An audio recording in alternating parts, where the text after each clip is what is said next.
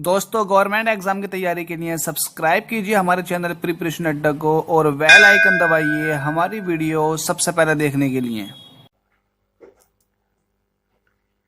Hello दोस्तों, स्वागत है आप सभी का हमारे चैनल प्रिपरेशन अड्डा के अंदर। चलिए स्टार्ट करते हैं केमिस्ट्री का चैप्टर नंबर 2 एटॉमिक स्ट्रक्चर। देखिए ये केमिस्ट्री का चैप्टर जो है वो इंग्लिश मीडियम के स्टूडेंट्स के लिए है, चाहे तो हिंदी मीडियम वाले भी देख सकते हैं। टेक्स्ट इसका पूरा ही इंग्लिश में रहने वाला है और इसको मैं एक्सप्लेन करूंगा मिक्स लैंग्वेज में। देखिए, अगर आपको हिंदी मीडियम वाले स्टूडेंट्स को ये वीडियो देखनी है तो मैं सारे ही चैप्टर ल्यूसेंट के केमिस्ट्री के पहले ही अपलोड कर चुका हूँ। आप प्ले लिस्ट में जाइए, वहां से आपको सारे ही नोट्स मिल जाएंगे ल्यूसेंट के केमिस्ट्री के। मैंने बहुत अच्छे से एक्सप्लेन किए हैं। साथ में मैंने फिजिक्स भी हिंदी मीडियम और इंग्लिश मीडियम दोनों ही तरह के स्टूडेंट्स के लिए अपलोड कर दी हैं। आप लोग उन वीडियोस को भी देखें क्योंकि आपको बहुत कुछ मिलने वाला है और बहुत अच्छे से आपकी ल्यूसेंट की साइंस तैयार हो जाएगी। चलिए स्टार्ट करते हैं चैप्टर नंबर 2 जो कि केमिस्ट्री का है, एटॉमिक स्ट्रक्चर। देखिए, जैसे ही नाम से पता लग रहा है कि इसके अंदर एटम के स्ट्रक्चर के बारे में हम डिस्कस करेंगे। तो एटम का स्ट्रक्चर किस तरह से है, क्या क्या एटम के अंदर होता है, क्या क्या इफेक्ट लगते हैं और किस तरह से एटम का स्ट्रक्चर डेवलप किया गया, कौन कौन से वैज्ञानिक ऐसे थे जिन्होंने एटम के बारे में थ्योरीज दी, रदरफोर्ड के एक्सपेरिमेंट देखेंगे, एटम क्या होता है, मॉलिक्यूल्स क्या होते हैं, मोल किसको बोलते हैं, ये मोलर मास क्या होता है या फिर मोलिक्यूलर मास क्या होता है, इन सब के बारे में डिस्कस करेंगे। तो सबसे पहले देख लेते हैं एटम किसको कहते हैं। देखिए, एटम वो स्मॉलेस्ट पार्टिकल होता है। सबसे पहले अगर बात की जाए डाल्टन की, तो डाल्टन ने ये कहा था कि एटम स्मॉलेस्ट पार्टिकल है किसी भी मैटर का और ऐसा स्मॉलेस्ट पार्टिकल है जिसको तुम आगे डिवाइड नहीं कर सकते। लेकिन मॉडर्न एटॉमिक थ्योरी के हिसाब से एटम को डिवाइड किया जा सकता है इलेक्ट्रॉन, प्रोटॉन, न्यूट्रॉन में। और यहाँ तक कि अब तो और भी ज्यादा फंडामेंटल पार्टिकल्स पाए गए हैं एटम के अंदर। तो एटम तो डिवाइडेड है, लेकिन शुरुआती वैज्ञानिकों ने जो कहा था, जैसे कि डाल्टन वगैरह हो गए, उन्होंने यही कहा था कि एटम जो है डिवाइड नहीं किया जा सकता और एटम जो है किसी भी मैटर का स्मॉलेस्ट पार्टिकल है। तो उनके हिसाब से ये बात सही है कि एटम जो है स्मॉलेस्ट पार्टिकल है किसी भी एलिमेंट का। तो अगर एलिमेंट की बात की जाए तो एलिमेंट का स्मॉलेस्ट पार्टिकल है। अब आपको ये कंफ्यूजन हो रही होगी कि एलिमेंट किसको बोलते हैं और एटम किसको बोलते हैं। देखिए, एलिमेंट और एटम में बहुत ज्यादा कंफ्यूजन रहते हैं बच्चे और बहुत ज्यादा कंफ्यूज होते हैं कि एटम क्या होता है और एलिमेंट क्या होता है। तो एलिमेंट की अगर बात की जाए तो एलिमेंट एक कैटेगरी को बोलते हैं, एक किसी भी एटम की कैटेगरी। मतलब अगर आप बोले हाइड्रोजन का एलिमेंट, किसका एलिमेंट, हाइड्रोजन का एलिमेंट। भले ही आप हाइड्रोजन का सिंबल H दिखाते हो, तो आप यहाँ पर जो H दिखाते हैं ना, वो दिखाते हैं एलिमेंट, मतलब किसी भी एलिमेंट के एटम को। तो आप यहाँ पर एटम को बता रहे हैं, तो इसका मतलब एलिमेंट क्या हुआ, एलिमेंट हो गई कैटेगरी कि किस कैटेगरी का ये एटम है। तो एटम जो हो गया ये हो गया किसी भी एलिमेंट का। तो एलिमेंट के अंदर बहुत सारे एटम हो सकते हैं। अगर आप एल्यूमिनियम ले लो तो इसका मतलब बहुत सारे एटम हो सकते हैं। सिंगल एटम की आप बात कर रहे हैं तो वो एटम कहलाएगा। तो आप समझ गए होंगे कि एलिमेंट क्या है। एलिमेंट सारे ही एटम को नोटेशन के लिए, डिनोट करने के लिए एक तरह से कैटेगरी को रिप्रेजेंटेशन करने का एक सिंबल है। तो क्या एटम क्या है, एटम वो है जिसको डिवाइड नहीं कर सकते, ऐसा पुरानी थ्योरी में कहा गया था। और ये मैटर का एक स्मॉलेस्ट पार्टिकल है, सारे ही एलिमेंट का स्मॉलेस्ट पार्टिकल है एटम।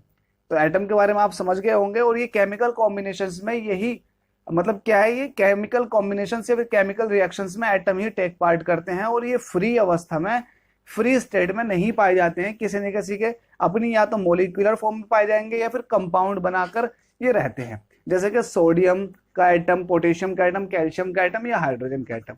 तो आपको ये एटम क्लियर हो गया होगा पूरी तरह से। अब चलते हैं और नीचे को देख लेते हैं।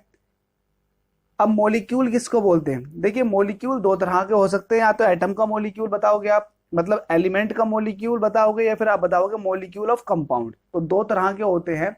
मॉलिक्यूल किसको बोलते हैं पहले ये समझ लेते हैं, एटम और कंपाउंड के बारे में बात को देखेंगे।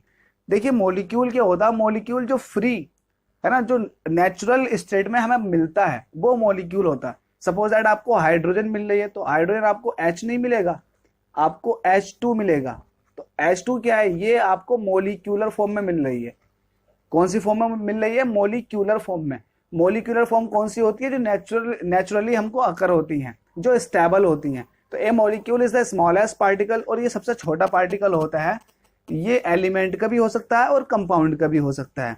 That can have a stable and independent existence, जो एक इंडिपेंडेंट और स्टेबल एग्जिस्टेंस को डिनोट करता है। मतलब कहने की बात यह है कि ये जो है नेचुरल अवस्था में पाया जाता है, जैसे कि O2, N2Cl2, P4 या फिर S8। तो ये है क्या, ये मॉलिक्यूल है। अब देखिए यहाँ पर मॉलिक्यूल ऑफ एटम की बात करें या कंपाउंड की बात करें, तो देखिए ऑक्सीजन जो है नेचुरल अवस्था में ऑक्सीजन O2 पाई जाती है। तो ऑक्सीजन अगर सिमिलर एटम के साथ, है ना, अपने ही ऑक्सीजन अपने ही दूसरे ऑक्सीजन एटम के साथ मिलकर O2 बना रही है, बैलेंसी पूरी करने के बाद अगर अपना मॉलिक्यूल बना रही है, तो देखो ये मॉलिक्यूल एक ही एटम का है, तो इसको बोलेंगे मॉलिक्यूल ऑफ एलिमेंट, है ना। सिमिलर एटम के अगर सिमिलर एटम बना मिल करके एक मॉलिक्यूल बना रहे हैं तो वो कहलाएगा मॉलिक्यूल ऑफ एलिमेंट। तो यहाँ पर एक ही एलिमेंट का मॉलिक्यूल हो गया।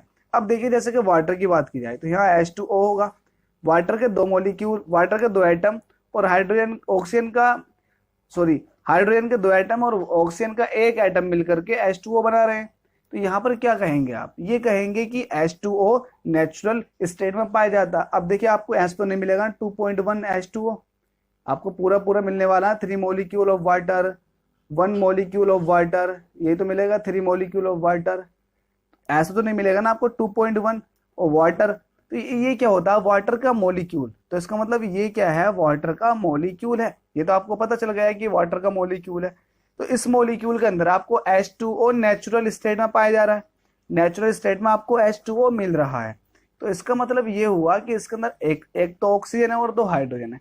एक ऑक्सीजन 2 हाइड्रोजन मिलेंगे तब जाके एक मॉलिक्यूल बनेगा, वो भी एक कंपाउंड का। देखिए ये कंपाउंड है, कंपाउंड अब आपको समझ आ गया होगा कंपाउंड कहते किसको है। जब एक से ज्यादा एलिमेंट एक्यूमुलेट होते हैं तब जाके एक कंपाउंड बनता है। तो कंपाउंड इसी को बोलते हैं जिसमें मोर देन 1 एलिमेंट या फिर more than 1 atoms different element के हों तो वो कहलाता है कंपाउंड। अगर सिमिलर एलिमेंट के या फिर सिमिलर एटम है तो वो कहलाएगा मॉलिक्यूल। मॉलिक्यूल किसका, वो भी एलिमेंट का, मॉलिक्यूल ऑफ एलिमेंट कहलाएगा। अब देख लेते हैं मोल किसको बोलते हैं। तो मोल क्या होता है, मोल एक स्पेशल कैटेगरी है, स्पेशल मेजरमेंट है। सपोज दैट अगर आपके पास जैसे कि वाटर की बात की जाए तो वाटर का अगर हाइड्रोजन का एटॉमिक मास होता है 1, तो 2 हाइड्रोजन की वजह से कितना हो जाएगा, 2 हो जाएगा, प्लस ऑक्सीजन का होता है एटॉमिक मास 16, तो यहाँ पर कितना होगा 18। अगर आपके पास 18 ग्राम आपके पास वाटर है, 18 ग्राम वाटर है, तो आप ये कहोगे कि वो वाटर का जो हो गया 1 मोल हो गया। तो 1 मोल वाटर कितने का होता है, 18 ग्राम का। तो आपने कैसे पता लगाया, आपने देखा कि नेचुरल स्टेट में हाइड्रोजन और ऑक्सीजन मतलब H2O मिलाकर वाटर बन रहा है। तो इसका मोलिकुलर वेट कितना होगा, आपने चेक किया 18 ग्राम होगा। तो इसका मतलब ये हो गया कि 18 ग्राम आपके पास अगर H2O है तो वो इसका 1 मोल कहलाएगा। इसी तरह से अगर बात की जाए हाइड्रोजन की, तो हाइड्रोजन का कितना होता है, हाइड्रोजन का होता है 1, एटॉमिक मास होता है इसका 1। अब 2 हाइड्रोजन है तो कितना हो गया, एटॉमिक मास 2 हो गया।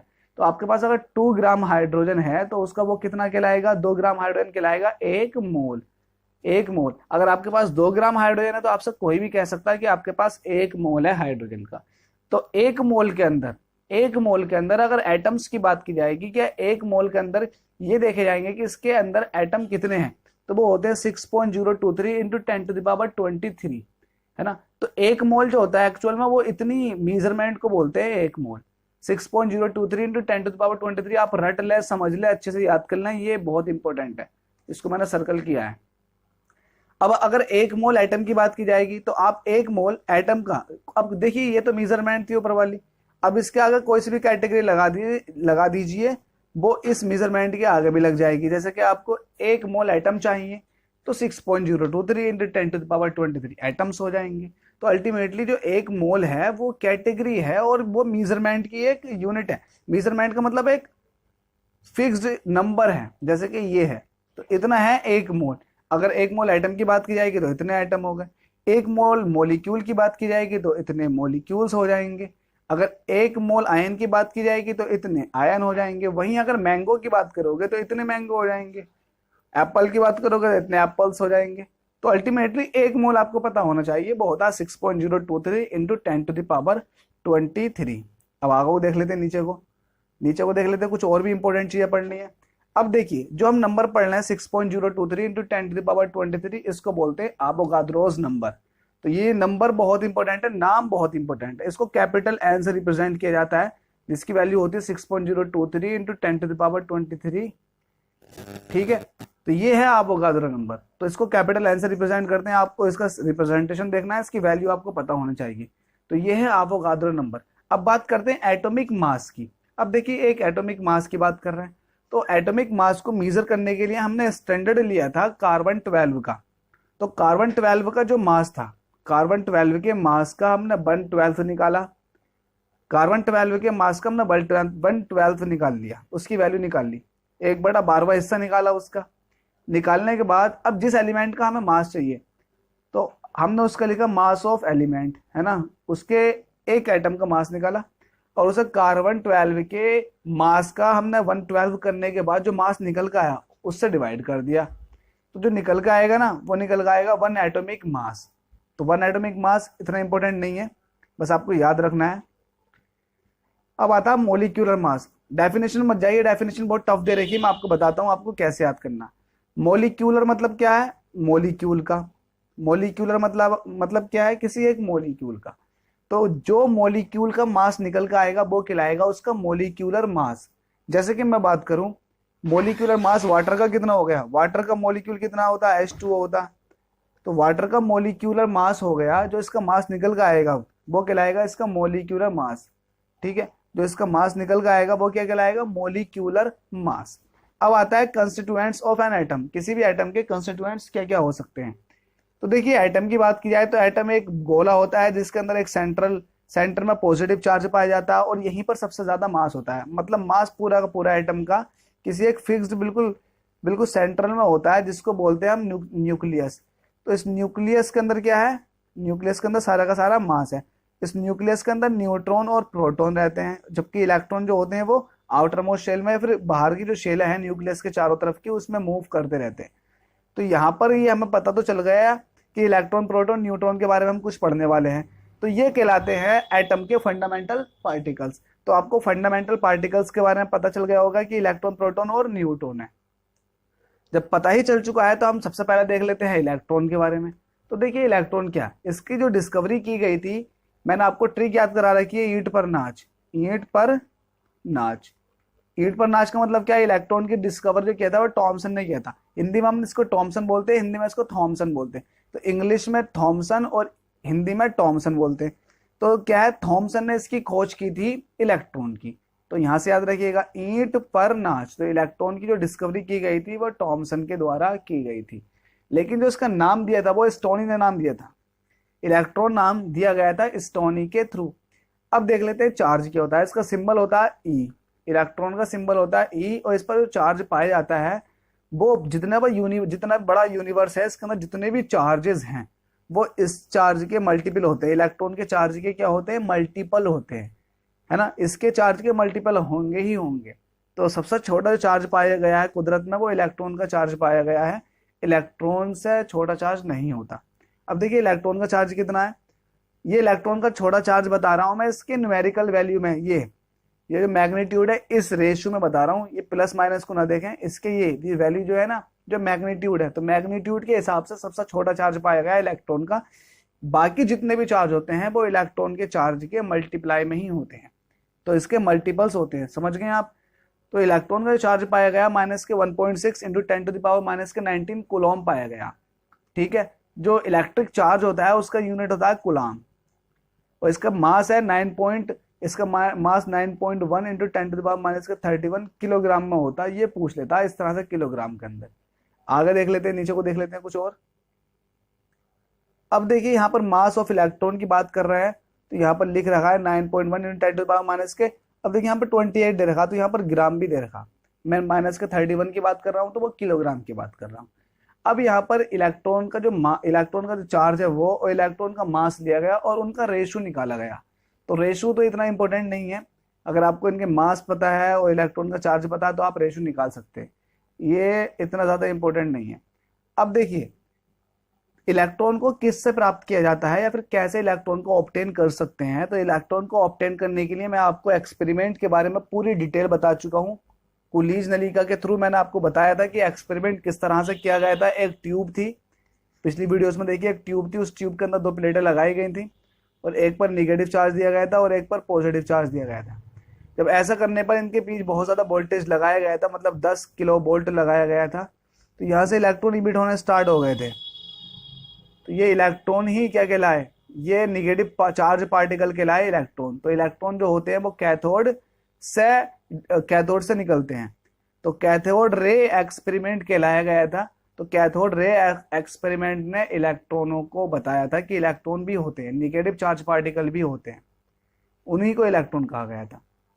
और ये नेगेटिव चार्ज पार्टिकल इतने खतरनाक होते हैं ना कि अगर इनके बीच में, अब देखिए यहाँ पर अगर मैं बीच में कोई मेटल लगा दूं और ऐसी मेटल लगाता हूँ जिसका मेल्टिंग पॉइंट या फिर बॉइलिंग पॉइंट बहुत ज़्यादा होता, तो ये नेगेटिव चार्ज पार्टिकल इससे टकरा के इस तरह से नीचे को आ जाते हैं और ये जो अब आते हैं ना, अब बन जाते हैं ये एक्स रेज। अब ये एक्स रेज बन जाते हैं। तो एक्स रेज क्या है, अल्टीमेटली कुछ नहीं है, इलेक्ट्रॉन ही है। अब देखिए जिस तरह से हमने इलेक्ट्रॉन का देखा उस तरह से प्रोटॉन का भी देख लेते हैं। तो प्रोटॉन की डिस्कवरी में बहुत बड़ा डाउट रहता है बच्चों को कि प्रोटॉन डिस्कवर किसने किया था। तो देखिए सबसे पहले मैं आपको बता देता हूं, प्रोटॉन डिस्कवर किया था गोल्डस्टीन ने ही। तो गोल्डस्टीन ने प्रोटॉन को डिस्कवर किया था, लेकिन गोल्डस्टीन को जिस वक्त गोल्डस्टीन ने ये एक्सपेरिमेंट किया था, अब देखिए ये प्रोटॉन कहाँ से डिस्कवर किया गया। तो प्रोटॉन डिस्कवर किया गया यही एक्सपेरिमेंट था ऊपर वाला, लेकिन इसमें बस फर्क इतना किया गया था, जो इलेक्ट्रोड लिए गए थे वहां पर जो कैथोड लिया गया था, परफोरेटेड कैथोड लिया गया था। परफोरेटेड कैथोड ये होता है अगर सामने से कैथोड को देखेंगे तो उसके अंदर इस तरह से होल्स पाए जाएंगे, तो ये होता है परफोरेटेड कैथोड। तो उसने परफोरेटेड कैथोड लिया। परफोरेटेड कैथोड लेने से क्या हुआ, उसने कुछ ये देखा कि जो इसमें से जब इलेक्ट्रॉन यहाँ से निकले तो यहाँ से पॉजिटिव पार्टिकल्स भी निकले और इस परफोरेटेड कैथोड में के होल्स में से पार होकर इस दीवार पर आकर पड़ने लगे और एक रोशनी वाला इफेक्ट शो कर रहे थे। तब पता लगा कि जिस तरह से इलेक्ट्रॉन मूव करते हैं उस तरह से एक पॉजिटिव चार्ज पार्टिकल की स्ट्रीम भी मूव करती है, जो कि पॉजिटिव प्लेट से निकलती है और नेगेटिव प्लेट की तरफ को चलती है, जिसको प्रोटॉन कहते हैं। अब देखिए उस वक्त ये तो पता लग गया था कि ये पॉजिटिव चार्ज पार्टिकल है, ये पॉजिटिव चार्ज पार्टिकल है, लेकिन ये नहीं पता चला था कि ये प्रोटॉन ही है। तो उसने ये कह दिया था गोल्डस्टीन ने कि ये जो है पॉजिटिव रे है। कौन सी रे है, पॉजिटिव रे है। इस रे को केनाल रेज भी कहा गया। तो केनाल रेज की खोज किसने की थी, गोल्डस्टीन ने की थी। और इन पॉजिटिव पार्टिकल्स की खोज गोल्डस्टीन ने की थी। गोल्डस्टीन ने इन पॉजिटिव पार्टिकल्स की खोज कर दी, लेकिन जैसे ही रदरफोर्ड आए उन्होंने अपना अल्फा रे स्कैटरिंग एक्सपेरिमेंट किया। उसके थ्रू उन्होंने बता दिया, क्लियर कर दिया कि वो जो पॉजिटिव रे की स्ट्रीम थी वो कुछ नहीं, प्रोटॉन थे। तो प्रोटॉन नाम किसने दिया था, प्रोटॉन नाम दिया था रदरफोर्ड ने, जबकि डिस्कवरी किसने की थी, गोल्डस्टीन ने। अब आपको शायद डाउट नहीं होना चाहिए गोल्डस्टीन और प्रोटॉन के बारे में, गोल्डस्टीन और रदरफोर्ड के बारे में कि प्रोटॉन की खोज किसने की। तो आपको अब क्लियरली पता चल चुका होगा कि किसने की। अब अगर चार्ज की बात की जाए तो देखिए प्रोटॉन पर चार्ज उतना ही होता है जितना इलेक्ट्रॉन पर चार्ज होता है, प्लस का 1 यूनिट का उतना ही चार्ज होता है जितना इलेक्ट्रॉन पर होता है। तो इलेक्ट्रॉन पर होता है 1.6 इंटू 10⁻⁻⁹, लेकिन उस पर जो होता है प्रोटॉन पर प्लस का होता है, जबकि इलेक्ट्रॉन पर माइनस का होता है। और अगर प्रोटॉन के मास की बात की जाएगी और किलोग्राम में मास पूछेगा तो 1.673 इंटू 10⁻27 किलोग्राम में पाया जाता है मास ऑफ प्रोटॉन। 0.673, देखिए फर्क आएगा प्रोटॉन के मास में और न्यूट्रॉन के मास में। बस न्यूट्रॉन के मास में इतना होगा 1.674 या फिर 5 दे रखा होगा, कुछ बुक्स में 4 दे देता तो कुछ बुक्स में 5 दे देता। तो प्रोटॉन के मास में और न्यूट्रॉन के मास में थोड़ा सा फर्क है, और यहाँ पर ग्राम में दे रखा है, लेकिन आपको किलोग्राम में याद करना, -27 किलोग्राम में आएगा। आगे देख लेते हैं, यहाँ पर ये भी हो चुका है।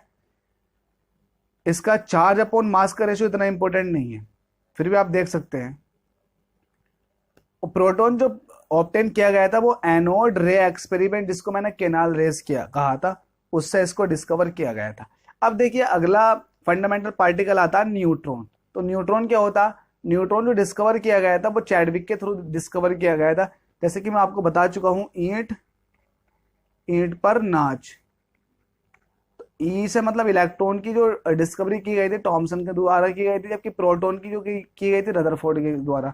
उसी तरह से न्यूट्रॉन की जो डिस्कवरी की गई थी वो चैडविक के द्वारा की गई थी। तो ये तो नाम को आपको याद हो ही चुका होंगे, मुझे पूरी उम्मीद है, क्योंकि मैंने ट्रिक से बहुत पहले याद करा रखा था।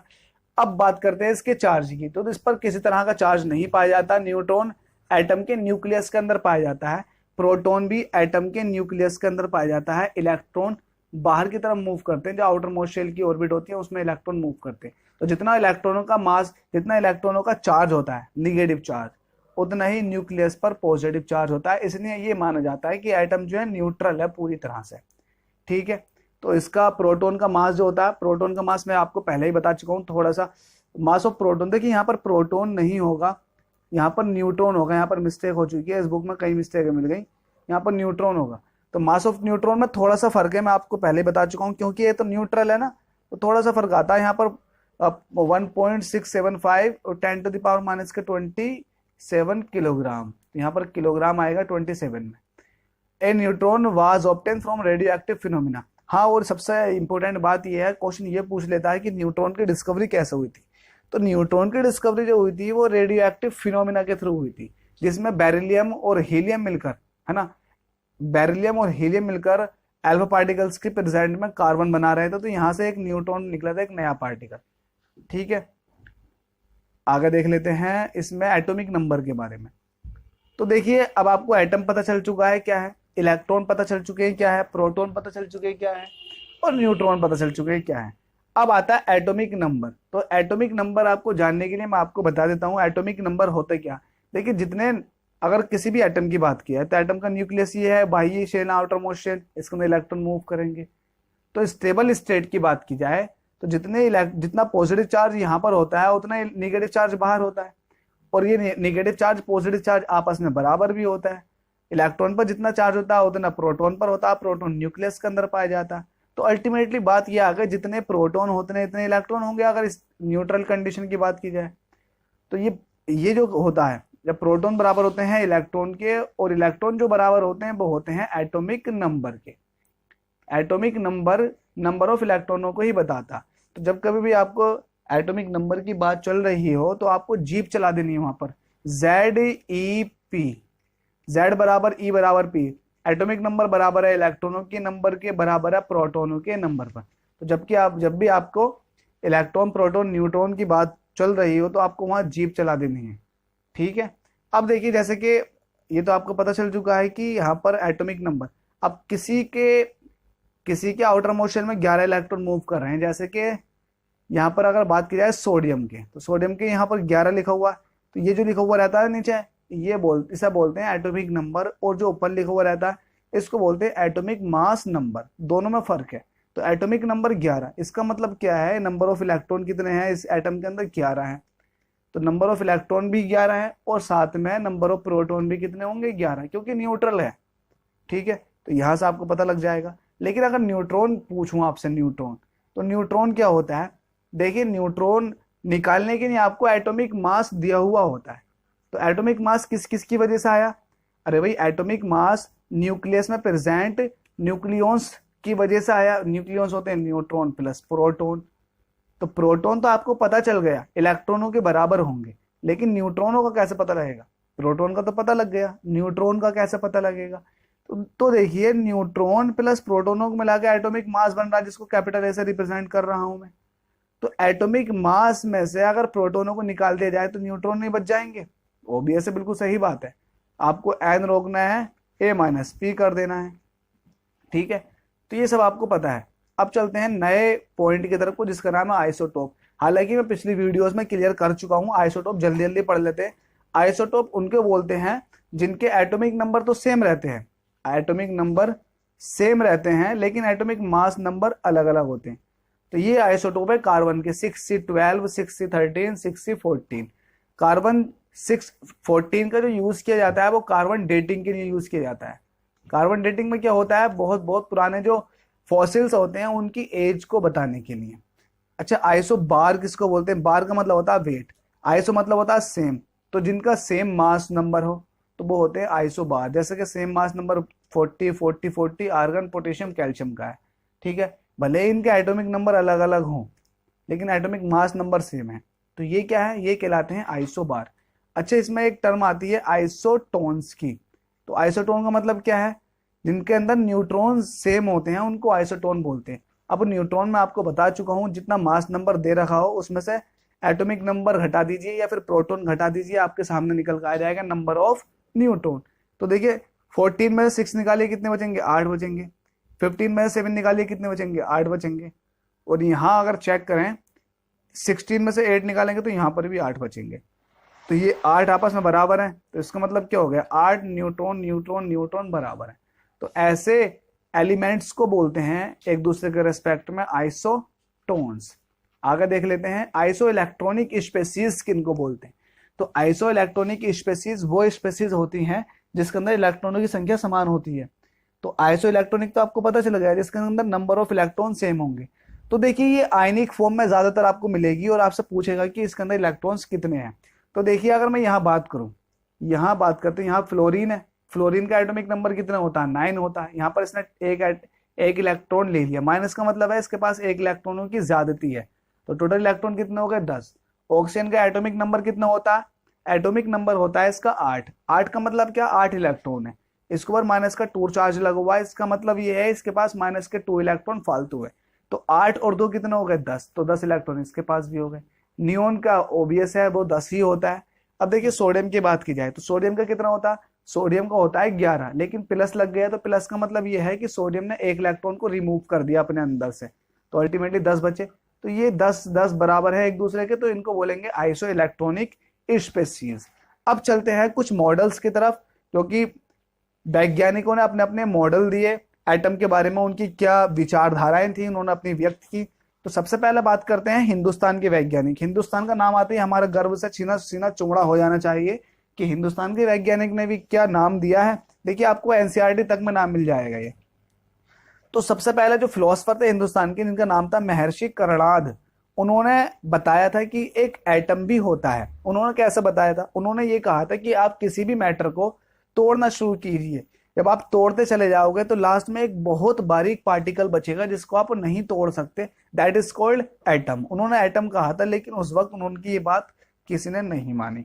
तो महर्षि कर्णाद थे सबसे पहले देने वाले एटम के बारे में, एटम क्या होता है। एटम के बारे में सबसे पहले थ्योरी स्टार्ट होती है डाल्टन की। तो हम डाल्टन से स्टार्ट करते हैं। डाल्टन ने सबसे पहले क्या कहा था, डाल्टन ने वही कहा था जो महर्षि कर्णाद ने कहा था। डाल्टन ने कहा था कि एटम को आप डिवाइड नहीं कर सकते। एटम वो किसी भी मैटर का वो स्मॉलेस्ट पार्टिकल है जिसको आप फर्दर डिवाइड नहीं कर सकते, जो केमिकल रिएक्शंस में टेक पार्ट करता है। और ये जो है केमिकल रिएक्शंस के अंदर लॉ ऑफ कांस्टेंट प्रोपोर्शन को भी डिफाइन करता है, लॉ ऑफ कांस्टेंट मास मतलब law of conservation of mass को भी डिफाइन करता है।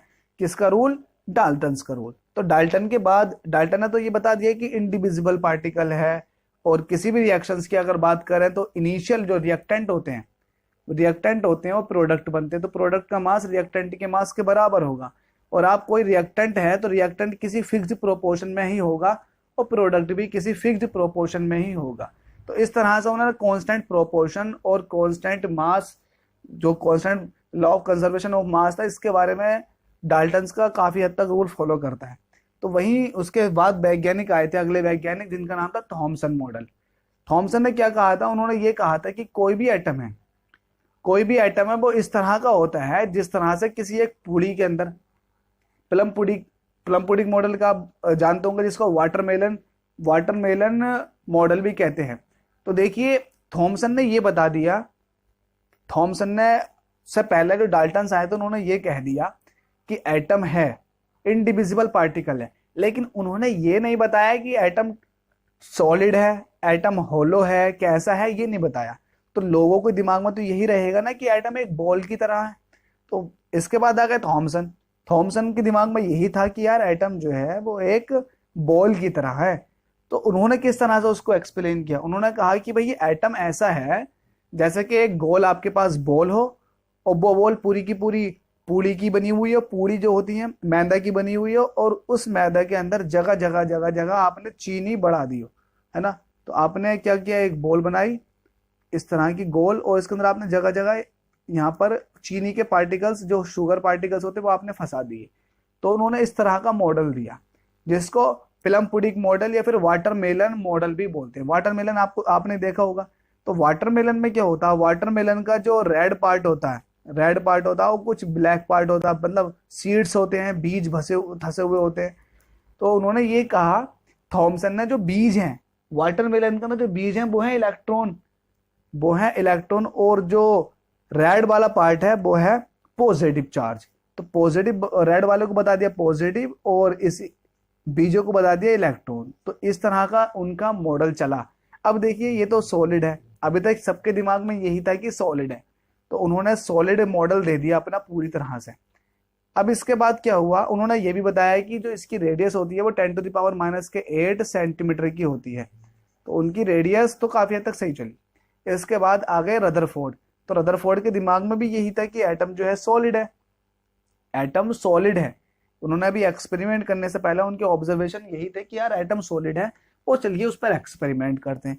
लेकिन जब रदरफोर्ड ने अल्फा पार्टिकल एक्सपेरिमेंट किया, तो उन्होंने सबसे पहले एक ऐसी मेटल को चूज किया जिसको हम पीट पीट कर बहुत पतला कर सकते हैं, ताकि हम उस पतला करने का रीजन ये था कि हम एटम्स के नजदीक पहुंच सकें। तो देखिए सबसे ज्यादा जो पीट कर बड़ी करने की प्रॉपर्टी किसी भी मेटल की कहलाती है मैलिएबिलिटी। तो हमने कोई ऐसा मेटल देखा जो सबसे ज्यादा इतना छोटा हो, उसे पीट पीट कर बहुत बड़ा कर दिया जाए।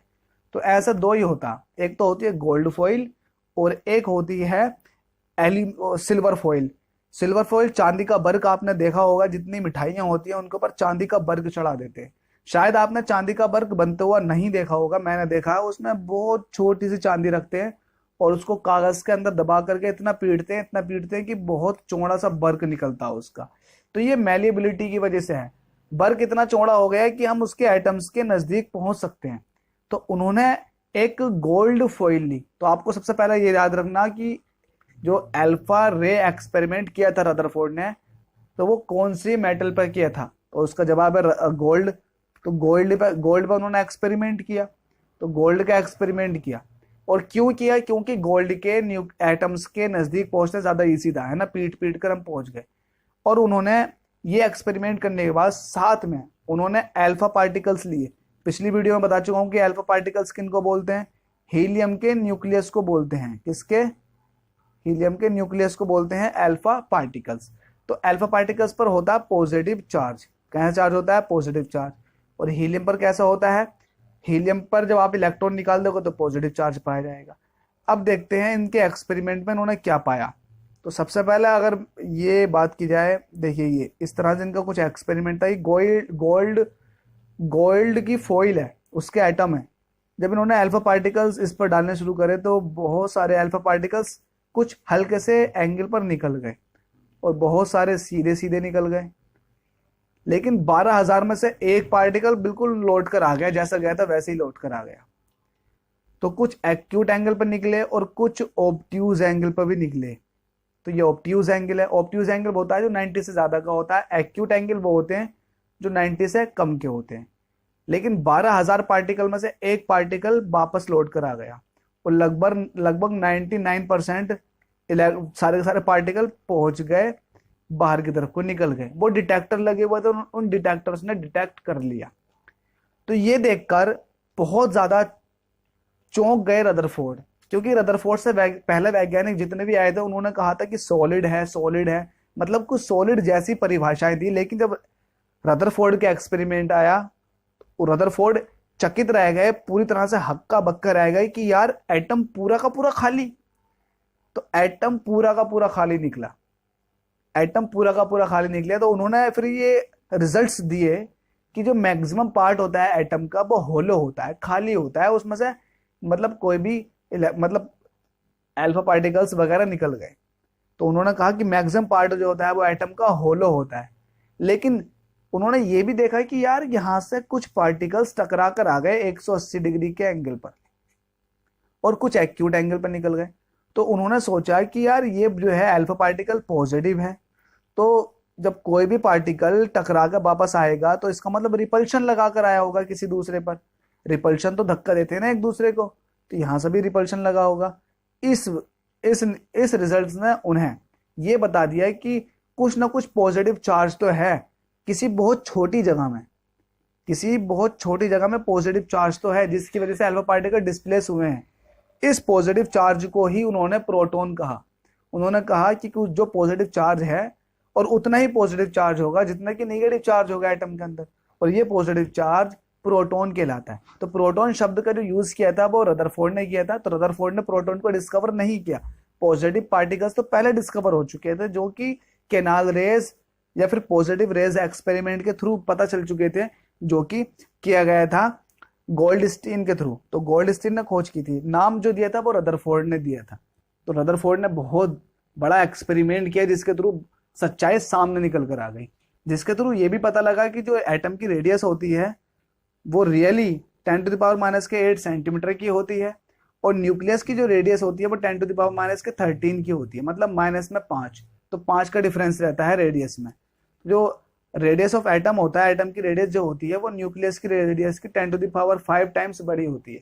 बस आपको ये दोनों ऊपर की रेडियस याद रखनी है। न्यूक्लियस की रेडियस कितनी होती है? 10⁻13 सेंटीमीटर की, और एटम की रेडियस होती है 10⁻8 सेंटीमीटर की। आगे चल लेते हैं, इसमें और कुछ पढ़ लेते हैं जो कि इंपॉर्टेंट रहेगा।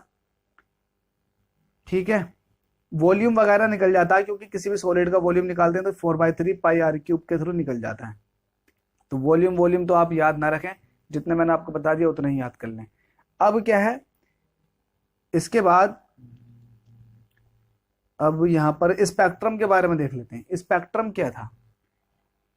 हाँ, मैं आपको कुछ रदरफोर्ड के जो एक्सपेरिमेंट था उसके थ्रू बता देता हूँ। उन्होंने जो कहा था कि कुछ ना कुछ पॉजिटिव चार्ज होता है, तो पॉजिटिव चार्ज जितने एरिया में होता है ना, जितने छोटे से पार्ट में पॉजिटिव चार्ज होता है उसको न्यूक्लियस बोलते हैं। और पॉजिटिव चार्ज जो मिलकर बना हुआ होता है प्रोटोनों के थ्रू मिलकर बना हुआ होता है, और न्यूक्लियस के अंदर न्यूट्रॉन भी होते हैं। ठीक है, अब देख लेते हैं। देखिए स्पेक्ट्रम क्या है। स्पेक्ट्रम क्या है आपको जैसे कि पता है, सनलाइट के अंदर इलेक्ट्रोमैग्नेटिक वेव्स कहलाती है सनलाइट। तो सनलाइट के अंदर इतने सारी वेव्स होती हैं, इनकी मैं आपको बता चुका हूँ, ट्रिक बता चुका हूँ। गाओ एक्स पर देखकर अब माइक्रो रेडियो, ये सब आपको मैं ट्रिक के थ्रू याद करा दिया। आप मेरी वीडियो दे सकते हैं, पिछली सब में मैंने आपको बता रखा। तो ये जो ऑर्डर लिखा हुआ है ना, वो वेवलेंथ का बढ़ता हुआ ऑर्डर है, एनर्जी का घटता हुआ ऑर्डर है। और वहीं बात की जाए एनर्जी की और फ्रीक्वेंसी की, तो एनर्जी डायरेक्टली प्रोपोर्शनल होती है फ्रीक्वेंसी के। एनर्जी डायरेक्टली प्रोपोर्शनल होती है फ्रीक्वेंसी के। फ्रीक्वेंसी ज्यादा तो एनर्जी ज्यादा, इसलिए एनर्जी घट रही है नीचे आने पर, और जी उसकी फ्रीक्वेंसी भी घट रही है, लेकिन वेवलेंथ बढ़ रही है। रेडियो तरंगें जो होती हैं उनकी वेवलेंथ बहुत ज्यादा होती है।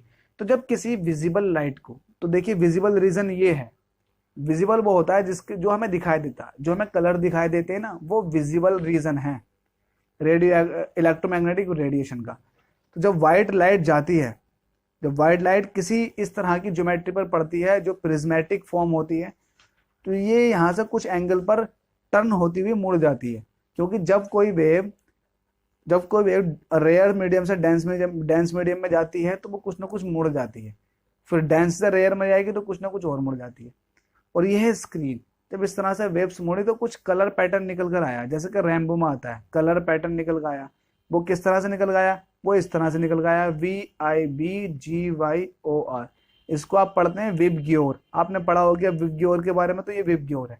V का मतलब होता है वॉयलेट, I का मतलब होता है इंडिगो, B का मतलब होता है ब्लू, G का मतलब होता है ग्रीन एंड Y का मतलब होता है येलो, O का मतलब होता है ऑरेंज एंड रेड। तो ये इस तरह से कुछ आता है। देखिए रेड जो है सबसे ज्यादा मेरे हिसाब से, ये जो कलर पैटर्न लिखा हुआ है आप एक बार और चेक कर लें, बुक में उल्टा लिखा हुआ है, ऊपर रेड कलर आता है। ये पूरी तरह से उल्टा, जिसने भी ये प्रिंट की है बुक, इसने उल्टा कर दिया। रेड सबसे ऊपर आता है, सबसे नीचे ब्लू आता है, सबसे नीचे ब्लू आता है और रेड सबसे ऊपर आता है। आप देख लें, बिल्कुल सही बता रहा हूँ, रेड सबसे ऊपर आता है। अब देखिए रेड सबसे ऊपर इसलिए आता है, ये प्रिंट थोड़ा गलत हुआ है। रेड सबसे ज्यादा वेवलेंथ रेड की, और रेड की एनर्जी सबसे कम है, क्योंकि वेवलेंथ जिसकी ज्यादा होती है उसकी एनर्जी कम होती है। जब वेवलेंथ कम है तो क्या होगा? एनर्जी कम होगी। वेवलेंथ ज्यादा होगी तो वो तेजी से निकल जाएगा आगे को। वेवलेंथ कम है, एनर्जी ज्यादा, तो वो कुछ मुड़ते हुए आएगा। ठीक है, तो ऊपर जो आना वो रेड आना है, नीचे जो आना है वो आना है वॉयलेट। ठीक है, ऐसा चलेगा, violet, indigo, blue, green, yellow, orange, red. ठीक है, नीचे ये वाला पार्ट है, ऊपर वाला पार्ट ही है। फिलहाल आपको इसमें इतना ध्यान नहीं देना। आपसे क्वेश्चन ये पूछेगा कि प्रिज्म आप यूज कर रहे हैं, प्रिज्म के थ्रू सबसे नीचे कौन सा कलर पहुंचता है? तो सबसे नीचे पहुंचता है वो पहुंचता है वॉयलेट कलर, सबसे ऊपर रेड कलर। वो पूछता है रेड कलर की वेवलेंथ क्या होती है वॉयलेट कलर के रिस्पेक्ट में, तो वॉयलेट कलर की वेवलेंथ सबसे कम होती है, रेड कलर की वेवलेंथ सबसे ज्यादा होती है।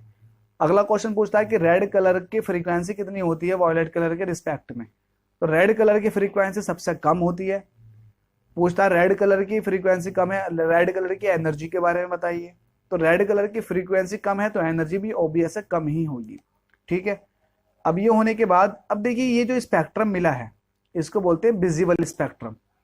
विब ग्योर को क्या बोलते हैं, विजिबल स्पेक्ट्रम। जब इस विजिबल स्पेक्ट्रम जो निकल कर आ रहा है, अगर यहाँ पर आप मैग्नेट लगा दो, मैग्नेट लगा देते हैं यहाँ पर, यह है नॉर्थ यह है साउथ, तो ये मैग्नेटिक फील्ड में मुड़ सी जाती हैं, घूम जाती हैं, अपने इनिशियल पाथ से डिस्प्लेस हो जाती हैं।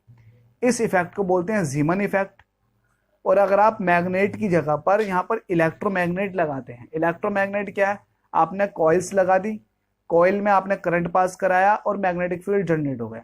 आपने कॉइल लगाई, कॉइल में करंट पास कराया, मैग्नेटिक फील्ड जनरेट हो गया, तब ये इफेक्ट कहलाएगा स्टार्क इफेक्ट। और जब आप मैग्नेट भी लगा दो और आप इलेक्ट्रोमैग्नेट भी लगा दो और दोनों को लगाने के बाद आप इफेक्ट देखना चाहोगे तो वो कहलाएगा रमन इफेक्ट, जो हिंदुस्तान के वैज्ञानिक सीवी रमन ने दिया था। ठीक है, ये होने के बाद अब देखिए रमन इफेक्ट हुआ, जीमन इफेक्ट हुआ, स्टार्क इफेक्ट हुआ, किससे रिलेटेड है, ये विजिबल स्पेक्ट्रम को डिस्प्लेस करना, मोड़ना, उसको अपने इनिशियल पाथ से डिस्प्लेस कराने से रिलेटेड है। ठीक है, अब अगला देख लेते हैं, इसमें कुछ इंपॉर्टेंट डिस्कवरीज हैं, बहुत ही इंपॉर्टेंट मॉडल्स हैं, आपको डिट्टो आपको बिल्कुल ऐसे ही याद करने। देखिए थॉमसन मॉडल क्या है, थॉमसन मॉडल मैं आपको बता चुका हूं, जो कि प्लम पुडिंग मॉडल या वाटरमेलन मॉडल था। ठीक है, वो डाल्टन के बाद दिया गया था और डाल्टन के बाद थॉमसन आए थे, थॉमसन के बाद रदरफोर्ड आए थे जिन्होंने न्यूक्लियर थ्योरी दी थी। इन्होंने न्यूक्लियस को डिस्कवर किया था, जो एटम का न्यूक्लियस होता है वो सेंटर में होता है, जो बताया था वो रदरफोर्ड ने बताया था, मैं अभी ऊपर थ्योरी में बता चुका हूँ। रदरफोर्ड के बाद बोहर आए थे, बोहर ने रदरफोर्ड की कमियों को दूर किया था, तो इन्होंने ये बताया था कि एनर्जी जो होती है उसका क्वांटाइजेशन होता है, concept of quantization of energy, मतलब एनर्जी ना तो डिस्ट्रॉय की जा सकती है और ना ही इसको बनाया जा सकता है, तो एनर्जी बिल्कुल कांस्टेंट रहती है, इसके बारे में बताया था बोहर ने। इसके बाद आए थे प्लांक्स क्वांटम थ्योरी आ गई थी, प्लांक ने भी अपनी क्वांटम थ्योरी दी थी, तो प्लांक ने फोटोन और क्वांटा के बारे में बताया था, फोटोन और क्वांटा के बारे में। क्वांटा क्या होते हैं, फोटोन क्या होते हैं, ये आपको अच्छे से पता। ठीक है, अब आता है सोमरफील्ड्स मॉडल। सोमरफील्ड ने एटम के अंदर घुस गए, उन्होंने ये बता दिया कि एटम के अंदर जो इलेक्ट्रॉन मूव कर रहा है उसकी ऑर्बिटल क्या है ना, कौन सी ऑर्बिटल में मूव कर रहा है, किस तरह की उसकी शेल है, एलिप्टिकल शेल है या फिर स्फेरिकल शेल है, किस तरह से मूव कर रहा है, ये सोमरफील्ड ने बता दिया था। इसके बाद में डी ब्रोगली आए, डी ब्रोगली ने बताया कि जो वेव होती है, इलेक्ट्रोमैग्नेटिक वेव होती है, उसका नेचर कैसा है, किस तरह की है वो इलेक्ट्रोमैग्नेटिक वेव्स, क्या है इलेक्ट्रोमैग्नेटिक वेव्स। उन्होंने कहा इलेक्ट्रोमैग्नेटिक वेव्स कभी कभी पार्टिकल की तरह काम करती है तो कहीं कहीं वेव की तरह काम करती है, तो वो दोहरे नेचर की है ना, दो गुली है, दो गुली, तो उन्होंने दो गुली से आप याद रखें, डी ब्रोगली है ना, दो गुली है ना, डी ब्रोगली, तो मतलब दो गुली मतलब उसके अंदर दो तरह के बिहेवियर होंगे, जैसे कि बहुत सारे लड़के होते हैं, दोगले होते हैं, इधर की उधर लगा देते हैं, उधर की इधर लगा देते हैं, तो इसी तरह से वेव के अंदर भी है, जो सनलाइट का जो वेव होती है वो डुअल नेचर रिप्रेजेंट करती है, कहीं कहीं पार्टिकल की तरह तो कहीं कहीं वेव की तरह बिहेव करती है। अब वहीं आ गए हाइजेनबर्ग अनसर्टेनिटी प्रिंसिपल। हाइजेनबर्ग ने ये कह दिया कि आप किसी एटम को देखना चाह रहे हैं, उस एटम की एग्जैक्ट पोजीशन देखना चाह रहे हैं कि वो एटम इलेक्ट्रॉन, तो एटम के अंदर इलेक्ट्रॉन कहाँ पर घूम रहा होगा, इसकी एग्जैक्ट पोजीशन देखना चाहते हैं, तो आप देख लीजिए, उसकी पोजीशन देख लीजिए, लेकिन आप जब पोजीशन देखोगे तो उसकी मोमेंटम के बारे में आप नहीं बता सकते कि वो कहाँ, मतलब कितनी वेलोसिटी से है, क्या मोमेंटम से घूम रहा है, तो आप मोमेंटम को नहीं बता सकते, मतलब उसकी वेलोसिटी को नहीं बता सकते। साथ में ये भी कहा कि आप अगर वेलोसिटी को बताना चाह रहे हो तो आप उसकी पोजीशन नहीं बता सकते कहाँ पर है वो, तो ये है हाइजेनबर्ग अनसर्टेनिटी प्रिंसिपल। इसके बाद श्रोडिंगर वेव इक्वेशन आ गई, जिन्होंने वेव नेचर दे दिया इलेक्ट्रॉनों का, इलेक्ट्रॉनों के वेव नेचर को बता दिया श्रोडिंगर ने। जो आजकल की पीरियोडिक टेबल प्रिंटेड हुई है वो श्रोडिंगर के ही अकॉर्डिंग प्रिंट हुई है। तो ये वीडियो हो चुकी है कंप्लीट, ये चैप्टर हो चुका कंप्लीट। फिर भी अगर आपको कोई डाउट रहता है तो कमेंट बॉक्स आप ही के लिए है। आप कमेंट बॉक्स में कमेंट कीजिएगा, अपनी राय दीजिएगा, कोई डाउट हो तो डिस्कस कीजिएगा। ये केमिस्ट्री से रिलेटेड किसी भी तरह का क्वेश्चन होगा, आप वहां पर मुझको कमेंट बॉक्स में कमेंट करके पूछे, मैं 101% आपका नाम लेकर के आपको मैं उसका सॉल्यूशन दूंगा। और ये मैं 101 दफ़ा करूंगा आप ही के लिए। और आप इस वीडियो को लाइक कर दीजिए, शेयर कर दीजिए। और आप अगर आप पहली बार हमारे चैनल पर हमारी वीडियोस को देखने के लिए आए तो आपका बहुत बहुत धन्यवाद। और आप इस चैनल को भी सब्सक्राइब कर दीजिए। Thank you so much.